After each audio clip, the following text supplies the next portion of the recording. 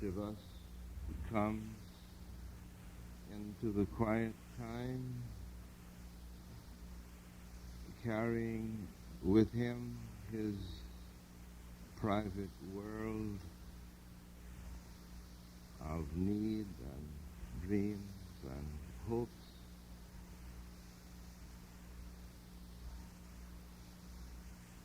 needs that move some of them on the surface of our lives,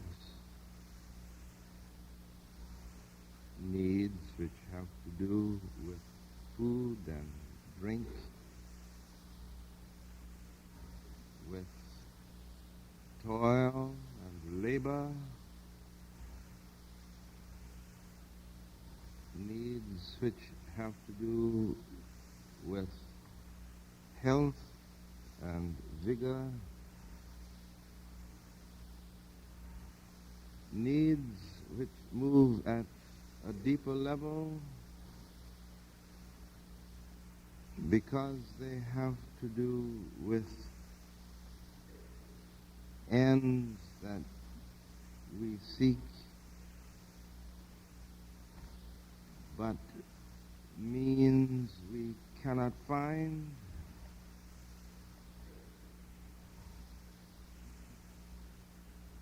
Dreams that stand within the reach of our hands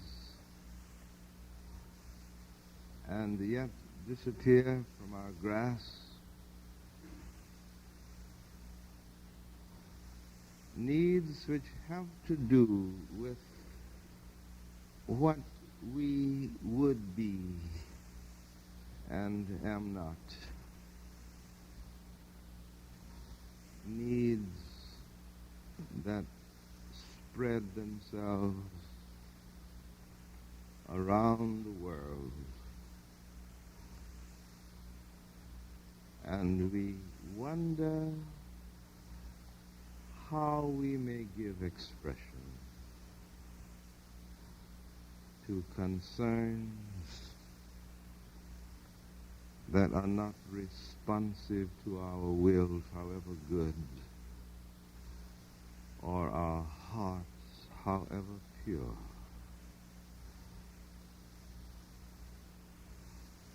Each of us come with his private world of needs and dreams and hopes and longings. It is a privilege and a deeply moving joy to make a stop, to come to pause, to wait in solitariness but not aloneness, in the midst of the congregation, for some intimation of the Spirit of the living God that broods over all of life and may make itself articulate in us in this waiting moment.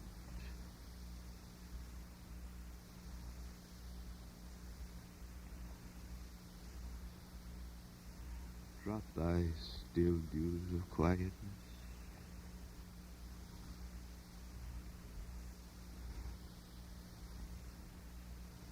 Till all our striving cease. Take from our souls the strain and the stress.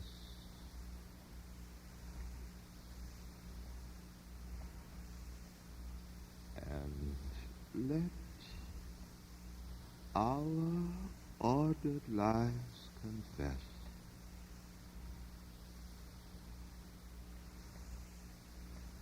the beauty of thy peace.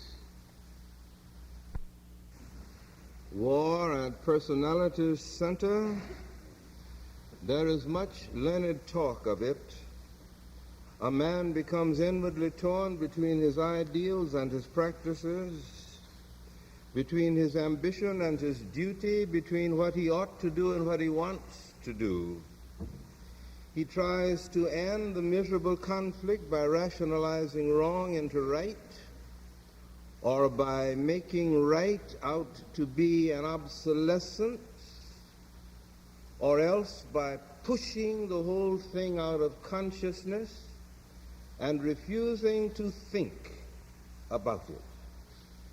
But he cannot escape from himself like that. Deep down, we are assured he knows. He has not cured the division, he has only silenced its speaking.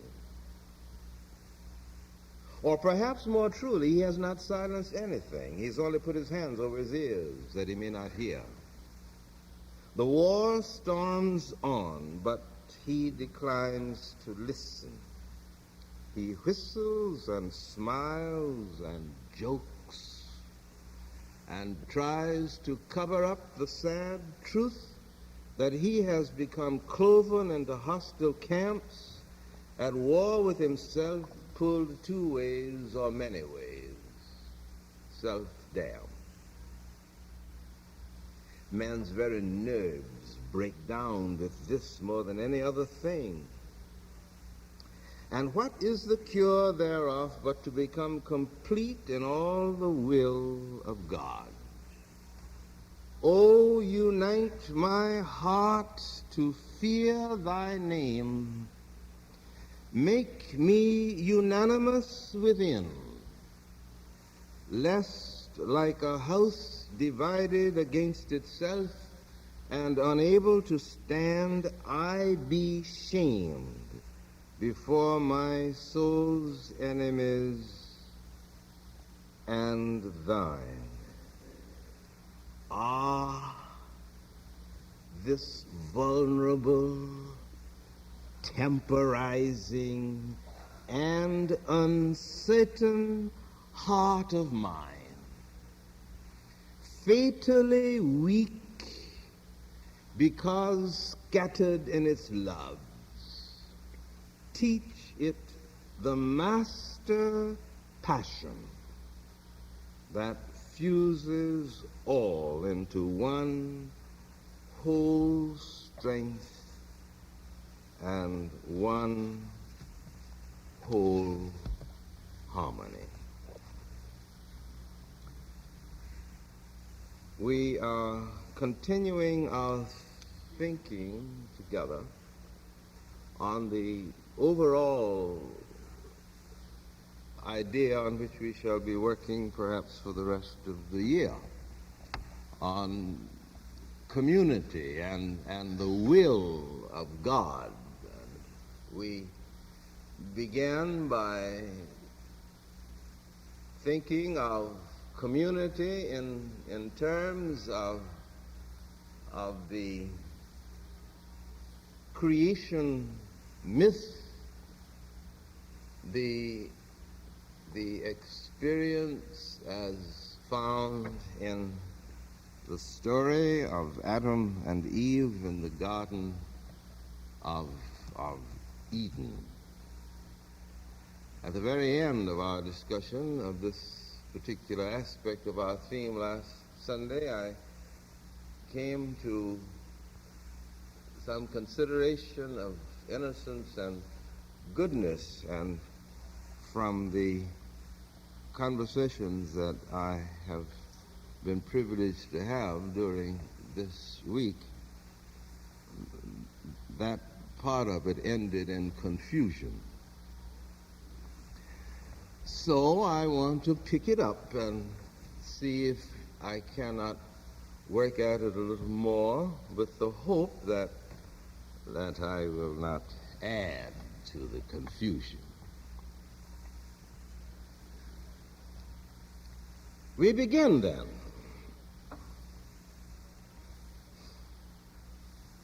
Innocence is an immediate, living, real sense of wholeness. Wholeness. It is unbroken.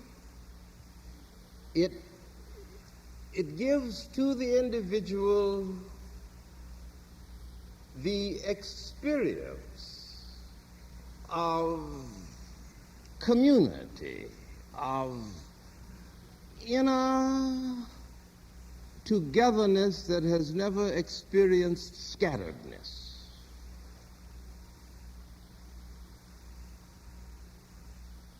It is perhaps to be regarded as synonymous with ignorance, but not quite.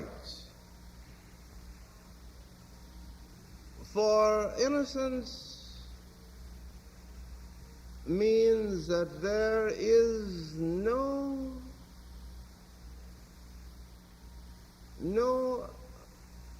awareness of anything that breaks the experienced wholeness.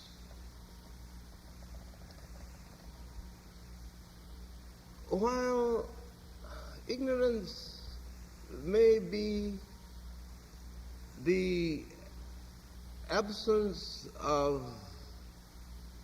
knowledge,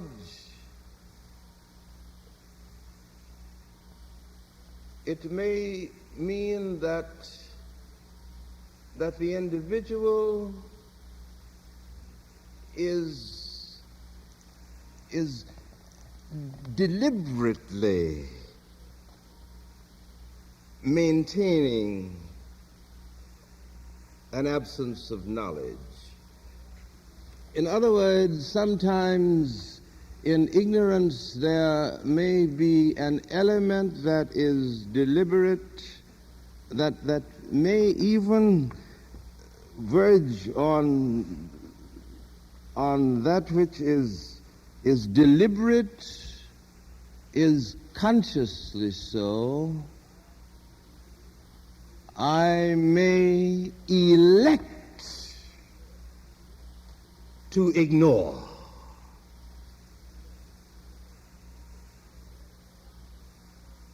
If I am innocent, I do not know that I ignore.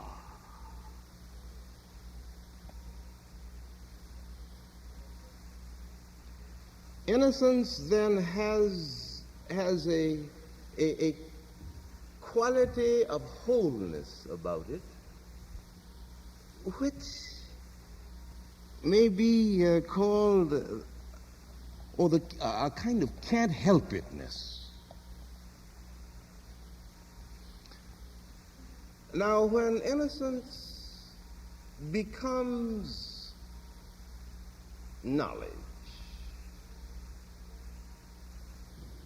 when the pattern of wholeness is broken, then that which was experienced unity becomes conflict. A divisive principle enters in. And there are some who feel that once this takes place, the individual can never be as he was before. As I walked through the woodland meadows where sweet the thrushes sing, is the way the poet puts it, I saw on a bed of mosses a bird with a broken wing. I healed its wound, and each morning it sang its same old sweet song. But the bird with the broken pinion never soared as high again. There is this notion, which is not altogether true, but it is a way of affirming the sense of loss and the dilemma of the human spirit as it now must deal with dimensions of its experience that are new to it.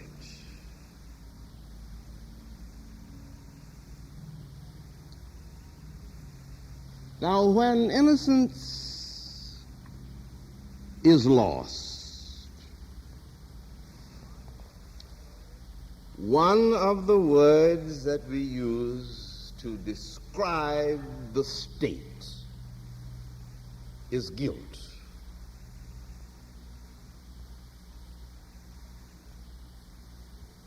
And this is the activity within the spirit of the individual as he seeks to re-establish a sense of inner wholeness, a sense of being intact.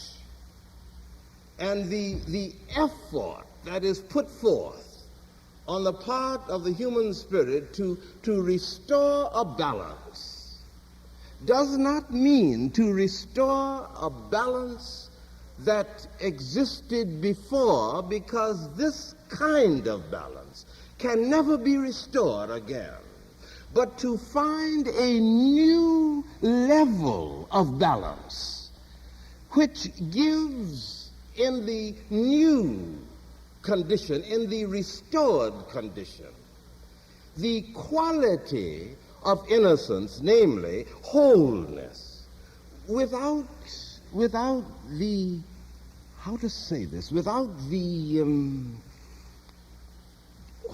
what is the word? Without the purity? No, that isn't what I mean. I'll get the word in a minute. Without the sense or awareness of there being anything else beyond what the individual is now experiencing. In other words, when I am innocent and I lose my innocence, something which I am calling a sense of the whole, a push that is deep within the spirit of man, that moves always towards fulfillment, always towards synthesis, always towards harmony. This begins to push up from the depths of his being, trying to restore a sense of wholeness, a sense of balance. Now, when this happens, men say that they are good. Now, goodness may be merely that which is contrasted with evil. Good, bad. Good, evil. There is a goodness then that has to do with the equalization of unequals. Goodness that has to do with working out some balance of function, some order in behavior. But there is another kind of goodness. Goodness that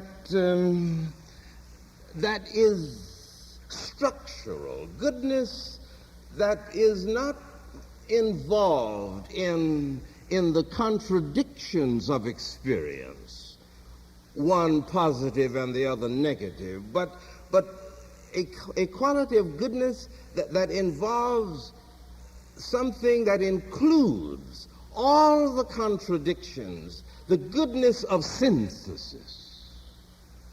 And this is the kind of goodness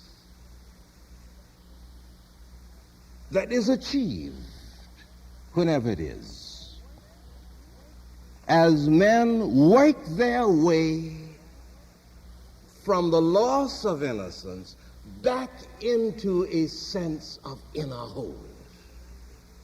And in the language of religion, we say they have been redeemed. And all religions that have to do with salvation in any of its dimensions confront man with this possibility. Usually there is a formula that is used, and if the formula is accepted, if the faith is there, if the belief is there, then the broken cycle will swing back into order. The broken harmony will be relieved. Men will be redeemed. They will become whole again. The desert poet puts the whole concept that's in my mind in perspective for us, and it is appropriate because of what is going on in this year of celebration, just in passing. He says, the poet is Badger Clark, and he says, my father prayed when he drew a bead on the gray coats back in those blazing years when the house was divided. Bless his old heart, there never was truer or kinder. My father prayed. Here he is, praying and shooting, wholeheartedly, never a doubt. That's a form of innocence. But what about me in my day of battle? Could I put my prayers behind a slim Springfield bullet? Hardly, except to mutter, Jesus, you and I part company here. My country calls for my body and takes my soul also. Do you see those humans herded and driven against me? Turn away, Jesus, for I must kill them. Why? Such evils bring some vast, vague good to my country. I do not know, but my business is killing.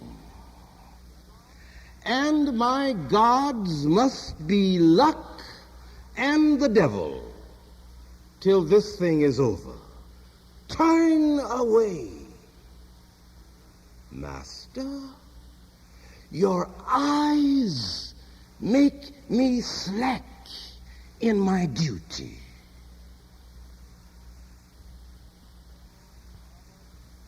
My father could mix his prayers with his shooting.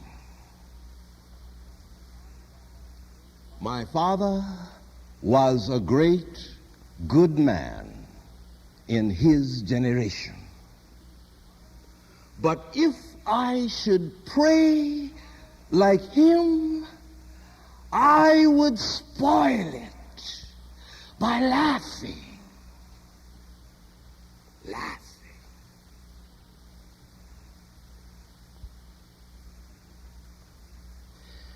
Now this suggests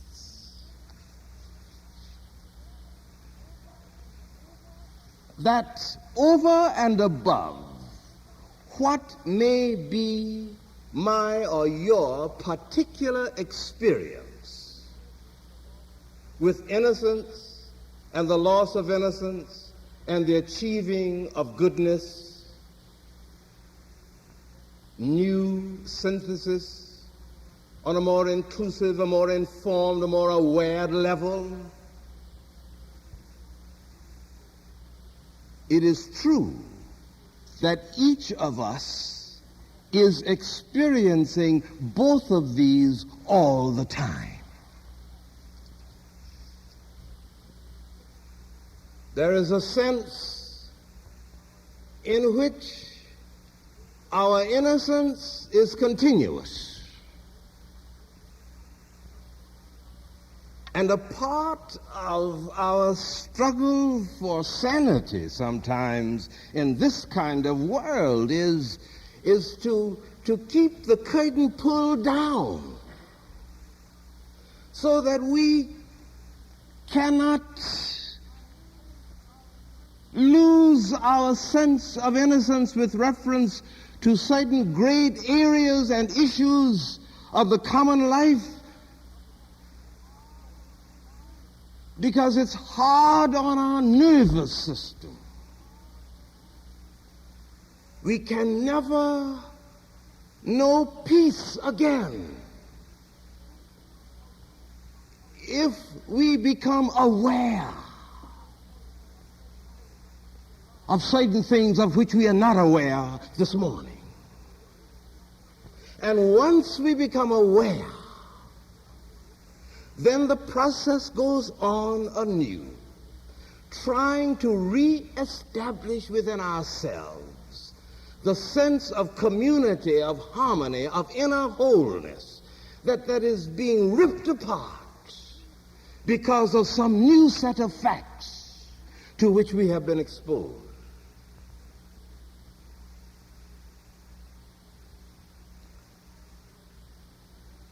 There is a sense then in which we are always losing our innocence, always achieving goodness. And what does it mean to achieve goodness? It is a process. It means to be able to include into one's organized feeling tone all the contradictions,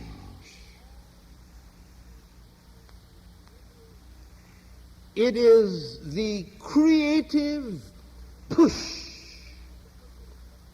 of the personality in an effort to restore a balance that has been lost because of the invasion of awareness that introduced into the wholeness a principle of divisiveness. And the human spirit cannot abide the sense of divisiveness, so it always goes to work at it. And the same thing is true in an entirely different dimension when we get a glimpse of what is the true and authentic potentiality of our lives, and then become aware of what it is that we are able to do or achieve at any particular moment. The contrast between what we see whole, that represents the fulfillment of the dream, the actualized potential, and what we are able to achieve at any particular moment in time or space. The contrast between this measures the depth of our conflict and the depth of our tragedy. If I had never seen the possibility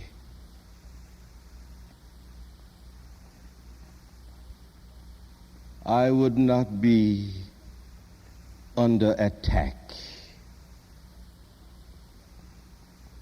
by the commonplace dimensions of my journey.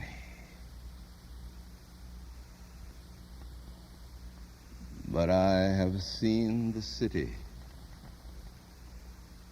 and that view no darkness can obscure.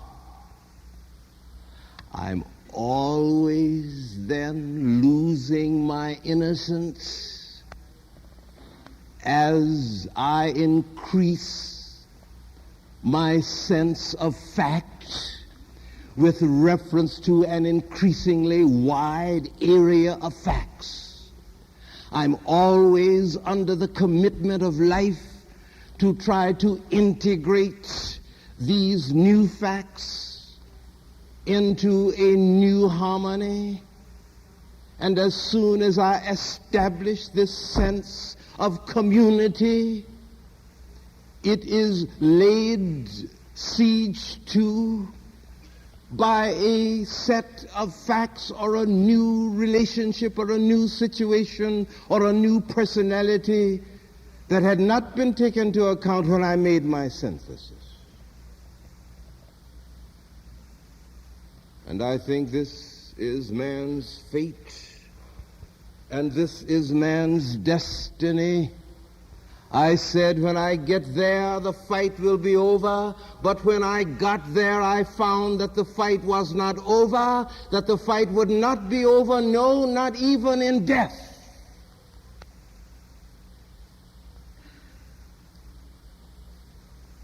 I lose community when I lose innocence.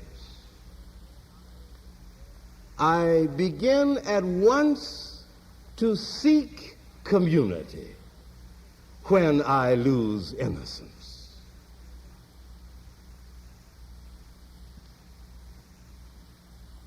This is man's fate. The community which he seeks in himself as goodness, as contrasted with innocence, is also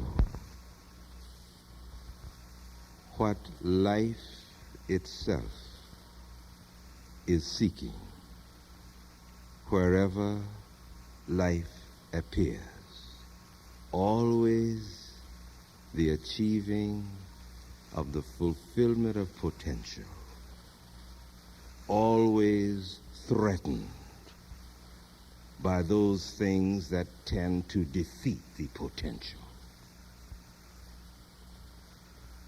And to live abundantly is to take on all the divisiveness and to know that the test of life is often found in the amount of divisiveness that can be absorbed and integrated without losing the scent of wholeness. And what we seek, God seeks. And when we fail in us at that point, God fails.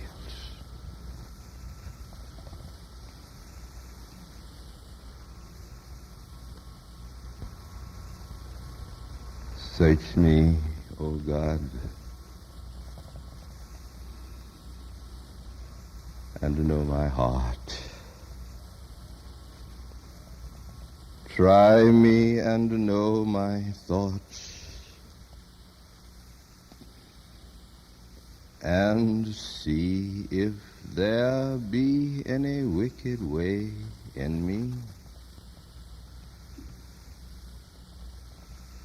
and lead me in the way everlasting.